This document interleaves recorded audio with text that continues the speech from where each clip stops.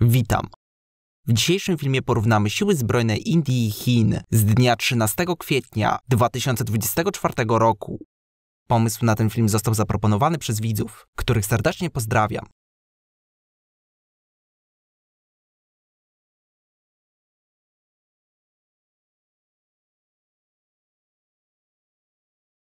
Uzbrojeni w broń nuklearną sąsiedzi dzielą granicę o długości ponad 3000 km, większość której została wytyczona niedokładnie, co jest przyczyną sporów trwających od dziesięcioleci. Po raz pierwszy konflikt graniczny wybuchł w 1962 roku. Zginęło w nim w zależności od źródeł od 2000 do nawet ponad 6000 ludzi, a po jego zakończeniu wytyczona została linia faktycznej kontroli rozdzielająca obydwa kraje. W traktatach z 1993 i 1996 roku Chiny i Indie uznały tę linię za granicę pomiędzy obydwoma krajami, ale spierają się o jej przebieg na niektórych odcinkach.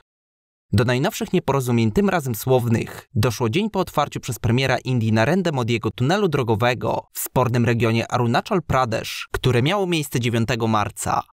Według władz w Pekinie, które nie uznają tzw. linii McMahona, granicy wytyczonej przez Wielką Brytanię, stan Arunachal Pradesh, zwany po chińsku Zagnan, czyli Tybetem Południowym, to obszar Chin okupowany przez Indię.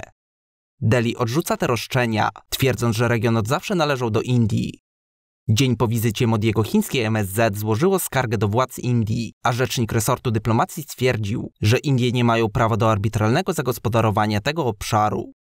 Do chińskich roszczeń odniósł się rzecznik indyjskiego resortu dyplomacji, który stwierdził, że powtarzanie bezpodstawnych argumentów w tym względzie nie nadaje takim twierdzeniom żadnej ważności, dodając, że północno-wschodni stan, który graniczy z Chinami, zawsze będzie integralną i niezbywalną częścią Indii. Dodam jeszcze, że niektóre samoloty bojowe pokrywają się z samolotami szkoleniowymi. Chciałbym Cię również zachęcić do zasubskrybowania tego kanału, jak i zostawienia komentarza z pomysłem na następny film oraz łapki w górę lub w bok po obejrzeniu. Zapraszam do oglądania.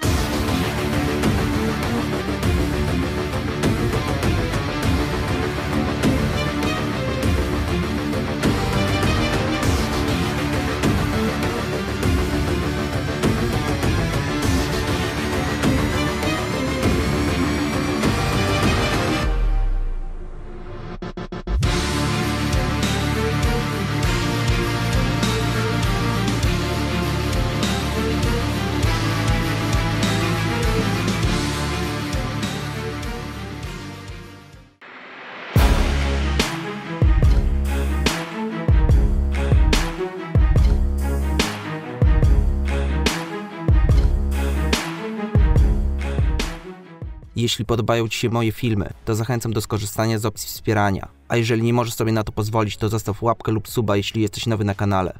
Siemanko.